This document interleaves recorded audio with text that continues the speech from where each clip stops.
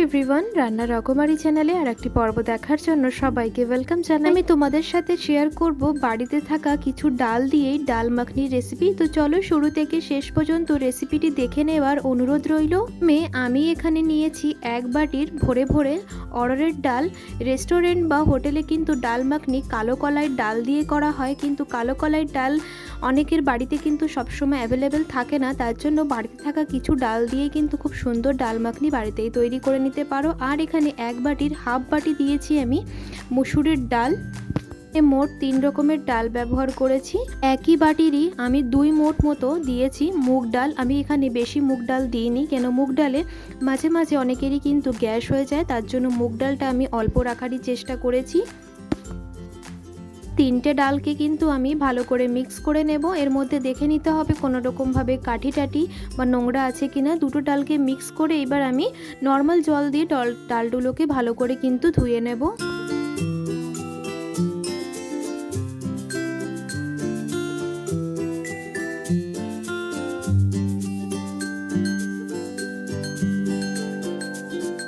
আমার ডালগুলো ভালো করে ধোয়া হয়ে গেছে। আমি কিন্তু এতে প্রেসার কুকারে 2 থেকে 3টে মতো সিটি দেব, কেন কি মুসুর ডাল আর মুগ ডাল খুব সহজে কড়াইতেই কিন্তু গলে যায়, কিন্তু অড়হরের ডাল ভালোভাবে কিন্তু কড়াইতে গলতে চায় না আর অনেকটাই সময় লাগে।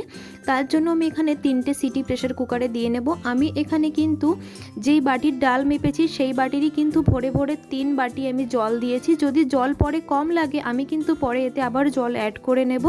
এখানে শুধু হলুদ দিয়েছি, আমি নুনটা পরে অ্যাড করব। এবার এখানে 3টে সিটি দিয়ে নেব। সিটি দেওয়া হয়ে গেছে, প্রেসার কুকার থেকে ভালোভাবে গ্যাসটাও বেরিয়ে গেছে। ঢাকনাটা খুলে দেখে নেব ডালটা গলেছে কিনা। ধোয়াশার জন্য ক্যামেরাতে ধোয়া লাগছিল বলে পরিষ্কার দেখা যাচ্ছে না, কিন্তু আশা করি তোমরা বুঝতে পারছো কিছুটা ডালটা কিন্তু খুব সুন্দরভাবে গলে গেছে। জলটা একটু কম আছে, আমি যখন কড়াইতে দেব তখন এতে আমি আবারও একটু জল অ্যাড করে নেব। এদিকে ডাল কিন্তু সেদ্ধ হয়ে গেছে, ডালটাকে সাইডে রেখে আমি এখানে মশলা তৈরি করে নেব। এখানে মিক্সার জারে আমি দিয়েছি 2টো শুকনো লঙ্কা, এখানে 8 থেকে 9 কোয়া মতো দিয়েছি আমি রসুন, এখানে দিয়েছি আমি কুচি কুচি করে আদা কুচি, আর সাথে আমি এখানে দেব একটা ছোট সাইজের টমেটো। সামান্য পরিমাণ একটু জল দিয়ে মশলাটাকে ভালো করে কিন্তু পেস্ট করে নিতে হবে। এদিকে কিন্তু দেখো খুব সুন্দরভাবে মশলাটা পেস্ট করা হয়ে গেছে। এটা কিন্তু আমি পুরোটাই সর্ষের তেলে করব, তার জন্য কড়াইতে নিয়ে নিয়েছি অল্প পরিমাণ মতো সর্ষের তেল। এখানে দিয়েছি 2টো শুকনো লঙ্কা আর দিয়েছি এখানে আমি 1 চামচ মতো গোটা জিরে। জিরেটা একটু লাল লাল করে ভাজা হোক, তারপরে আমি এতে বাদবাকি মশলা অ্যাড করব। একটু ভাজা হয়ে যাওয়ার পরেই হিংয়ের যে ঢাকনাটা থাকে তার হাফ মতো আমি এখানে দিয়েছি হিং দিয়েছি। হিংটা ভাজা ভাজা হয়ে যাওয়ার পরেই আমি এখানে যে মশলাটা তৈরি করে রেখেছিলাম আদা রসুন কাঁচা লঙ্কা পাকা লঙ্কা আর টমেটোর পেস্টটা করে রেখেছিলাম, সেই মশলাটা দিয়ে ভালো করে কিন্তু মশলাটাকে কষিয়ে নিতে হবে।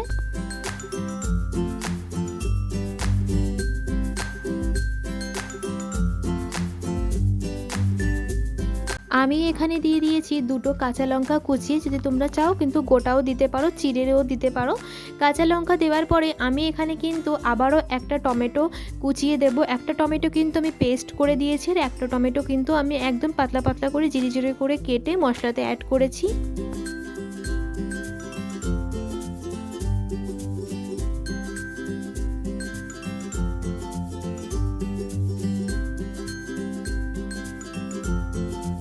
আমি এখানে দিয়ে দিলাম red chilli powder, just colour আনার জন্য।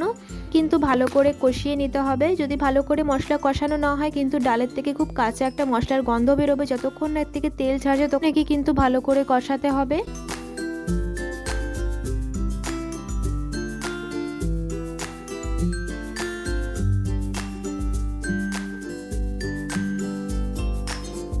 কিন্তু দেখো মশলাটা ভালোভাবে কষানো হয়ে গেছে, মশলা থেকে তেল ছেড়ে দিয়েছে। এবার আমি যে ডালটা প্রেসার কুকার থেকে নামিয়ে রেখেছিলাম সেই ডালটা কিন্তু এই মশলার মধ্যে ছেড়ে দেব। ডালটার কিন্তু অনেকটাই ঘনত্ব আছে, আমি এতে একটু চেক করে নিয়ে জল অ্যাড করতে পারি।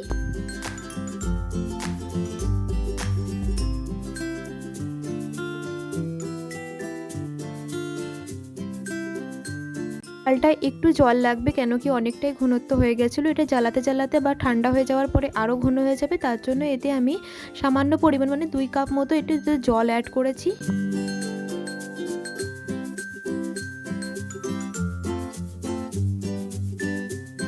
কিন্তু প্রথমেই নুন অ্যাড করেছিলাম না, নুনটা আমি এখন পরিমাণ মতো এখানে দিয়ে দিলাম নুন।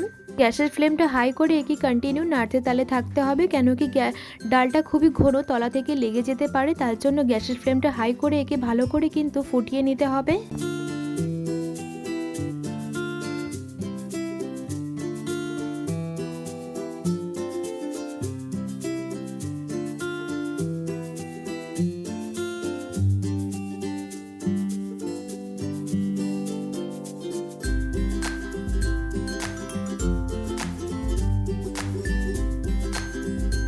ডালটা কিন্তু আস্তে আস্তে অনেকটাই শুকিয়ে যাচ্ছে, ডালটা কিন্তু খুবই গাঢ় গাঢ় হবে, শুকনো শুকনো হবে, একদম শুকনো না, আমি তোমাদেরকে পরে না হয় দেখাবো। এই যে দেখো ডালে কিন্তু ভালোভাবে জাল উঠে গেছে, অনেকটাই কিন্তু ঝোলটা টেনে নিয়েছে।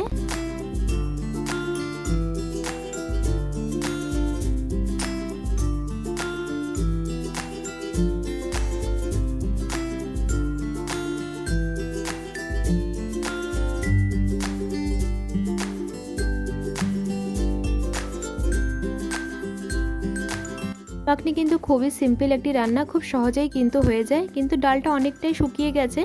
এইবার আমি এখানে দিয়ে দিচ্ছি কাসুরি মেথিকে, কিন্তু আমি একটু শুকনো খোলায় ভেজে নিয়েছিলাম, এবার হাতে ঘষে উপর দিয়ে দিলাম পরিমাণ মতো কাসুরি মেথি।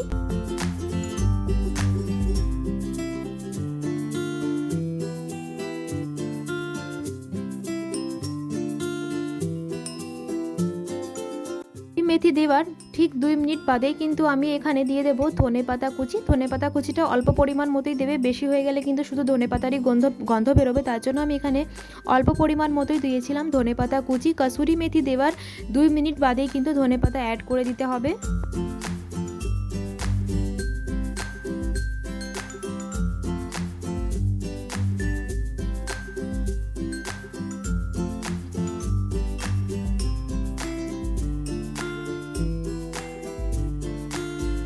পাতা দেওয়ার ঠিক 2 মিনিট আবারও বাদে আমি একদম অল্প পরিমাণ মতো ঘি অ্যাড করেছি। যাদের বাড়িতে পেটের সমস্যা হয়ে থাকে তারা কিন্তু ঘিকে স্কিপ করে যেতে পারো, আমাদের বাড়িতেও কিন্তু বাড়িতে পেটের সমস্যা আছে বলে আমি একদম ঘি অল্প পরিমাণ মতো দিয়েছি।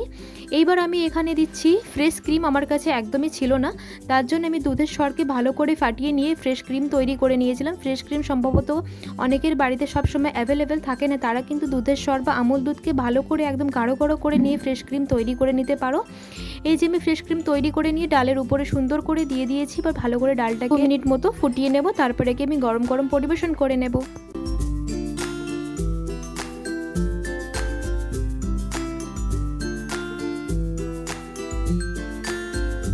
ফ্লেমটা অফ করে দিলাম, এবার আমি একে পরিবেশন করে নেব। কি কিন্তু আমার সম্পূর্ণভাবে তৈরি হয়ে গেছে ডাল মাখনি। এটা কিন্তু রুটি, লুচি, পরোটার সাথে খেতে কিন্তু বেশি ভালো লাগে। যারা রুটি, লুচি, পরোটা একদমই খেতে চাও না তারা কিন্তু ভাতের সাথেও খেতে পারো, ভাতের সাথেও খেতে কিন্তু বেশ ভালো লাগে। এই যে আমি একটু দুধের সরকে সাইডে রেখেছিলাম, এইবার আমি ডাল মাখনির উপরে সুন্দর করে সাজিয়ে দেব। ফ্রেশ ক্রিম যদি না থাকে দুধের সর দিয়ে কিন্তু বাড়িতে ফ্রেশ ক্রিম তৈরি করে নেওয়া যেতে পারে, ফ্রেশ ক্রিম কিন্তু সবসময় অ্যাভেলেবেল থাকে না, তার জন্য আমি দুধের সরটাকে আর দুধের সরের মতো 1 চামচ মতো আমুল দুধ দিয়ে ভালো করে একটা ফ্রেশ ক্রিম তৈরি করে নিয়েছি। এবার সুন্দর করে উপরে সাজিয়ে দিলাম। তোমরা কিন্তু বাড়িতে অবশ্যই ট্রাই করো, আশা করি এই ডাল সবার বাড়িতে সবসময় অ্যাভেলেবেল পাওয়াই যায়। প্রত্যেক দিনের রেসিপি যদি তোমাদের ভালো লেগে থাকে প্লিজ একটি লাইক করে দেবে। চ্যানেলে যদি নতুন সদস্য হয়ে থাকো চ্যানেলটিকে সাবস্ক্রাইব করার জন্য অনুরোধ রইল। নতুন একটি রেসিপি নিয়ে তোমাদের সাথে আবার দেখা হবে। সবাই ভালো থেকো, সুস্থ থেকো, আসি তাহলে, ধন্যবাদ।